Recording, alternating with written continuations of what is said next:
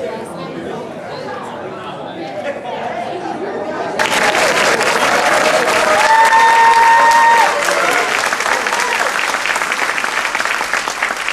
Dr. Hunter and Nell Bradley, Henry Hollenberg, Reverend Brian, thank you for being here, and thanks to all of you for the invitation.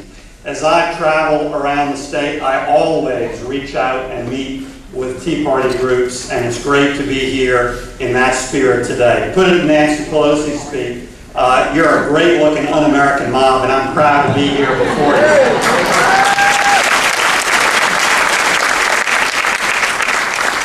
6 years ago, I became the first Republican United States Senator from Louisiana since Reconstruction. That meant the first ever elected by the people of Louisiana. And I've spent those 6 years fighting hard for Louisiana families and being effective in that fight. I'm running for re-election for two simple reasons. First of all, I believe the fight we face today is more important than ever. It's just not about obscure issues. It really is about the heart and soul of our country, who we are.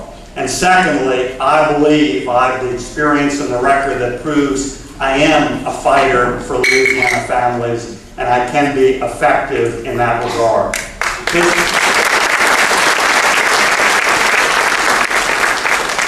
This election is going to pose a very clear choice between me and my Democratic opponent. I have opposed the radical Obama agenda from day one, and I've been a conservative leader in the Senate on issue after issue. In contrast to that, my Democratic opponent, Charlie Millisant, endorsed President Obama for president. He recently said he deserves an A for his job performance. He voted and helped make Nancy Pelosi Speaker of the House 3 times and voted with her in the Congress 93% of the time. What about spending and debt, the greatest threat to our future? I've consistently opposed these efforts to run up enormous spending and debt. I opposed every bailout, every single one. I opposed the $1 trillion Obama stimulus and offered concrete, positive alternatives. And I strongly oppose the Obama budget that takes an already sky-high debt and doubles it in 5 years, triples it in 10. In contrast to that, my Democratic opponent voted for every single one of those things. Every bailout, the Obama stimulus, the Obama budget.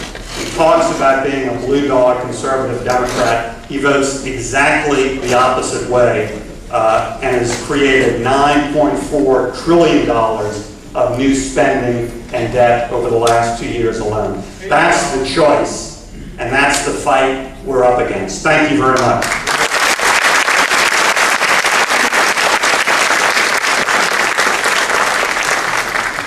Thank you, Senator. I know in your questionnaire there was a question about illegal immigration and amnesty, and you were very forthright in your answer. And again, I point you to the website to view the Senator's answer in full. So I ask you this question to further expound on that, if you will, sir. What should the federal government be doing about illegal immigration besides suing the state of Arizona?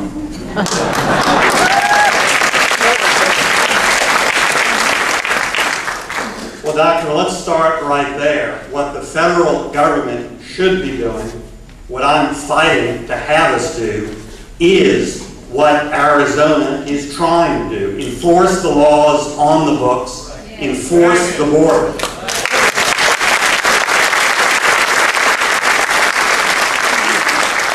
This is really not brain surgery. We need to enforce the laws on the books. We need to dramatically beef up border security. In those places where that did happen with fencing and more personnel in the last year and a half of the Bush administration, it worked.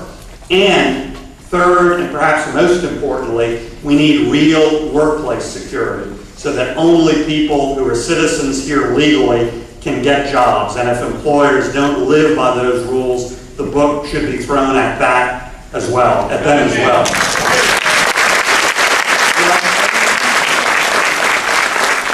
What we shouldn't be doing, and what I'm fighting tooth and nail, is so-called comprehensive immigration reform. And that's Washington speak for amnesty. I was a leader in 2007 against the so-called comprehensive, which is to say amnesty bill, on the floor of the Senate. And because, not because of my work, but because you spoke out and America spoke out in the last week of that debate, we killed that bill. I started the caucus in the Senate called the Border Security and Enforcement First Caucus. And we're exactly what the name implies. We're for border security, we're for enforcement first, we're not for an amnesty. Now, my opponents say, oh, what are you going to do about these millions of illegals in the country? You can't bust them all back. No, you can't bust them all back. But if none of them can get a job, a lot of them will go back on their own because that's why.